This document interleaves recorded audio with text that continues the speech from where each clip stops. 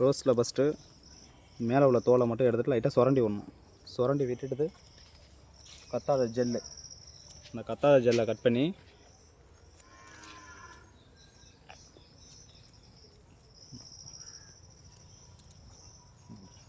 இல்லை இதை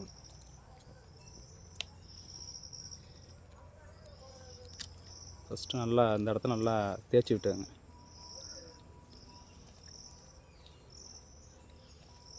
நல்லா தேய்ச்சதுக்கு பிறகு அதை வைக்கிறதுக்கு யூஸ் அண்ட் த்ரோ கப்பு, இந்த யூஸ் அண்ட் த்ரோ கப்பை நல்லா கட் பண்ணி எடுத்துங்க. இந்த மாதிரி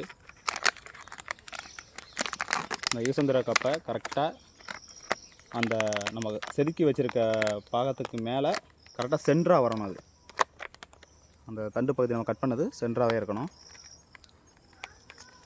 இந்த டேக் எதுக்கு போட்டிருக்கோன்னா ஆடாமல் இருக்கிறதுக்காக. நீங்கள் எந்த அளவுக்கு வேணுமோ அந்த அளவுக்கு நீங்கள் டைட் பண்ணி வச்சுக்கலாம்.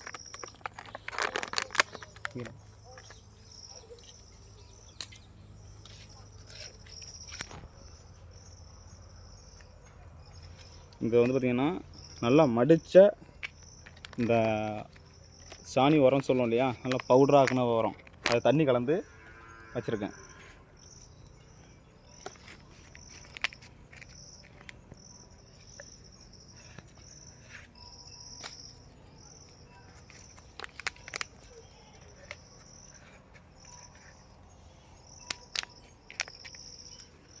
டேக்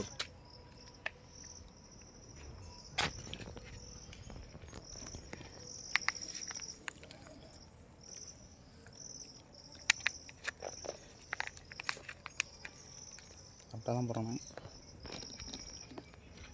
இந்த பக்கம்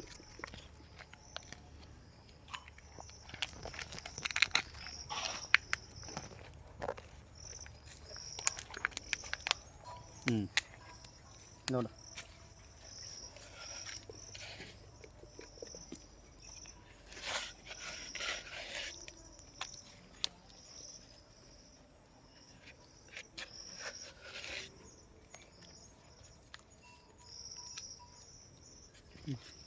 அடுத்து வந்து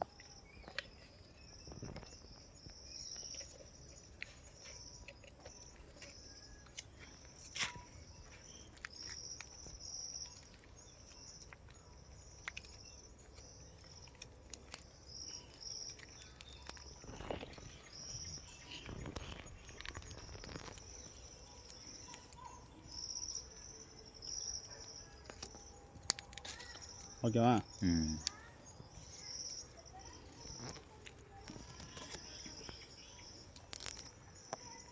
அவ்வளோதான். கத்தி விட இதை மாதிரி ஈஸியாக நீங்கள் என்ன பண்ணலான்னா பதியம் வச்சுக்கலாம் ரோஜா செடியிலேயே. இது ஈஸியான மெத்தடு. கண்டிப்பாக அதில் வேர் வந்துடும். அந்த வேர் வர்ற வீடியோவும் அடுத்ததை நாங்கள் கண்டிப்பாக போடுறோம். இது கரெக்டாக ஒரு 30 நாள் ஆகும், ஒரு மாதம் ஆகும்.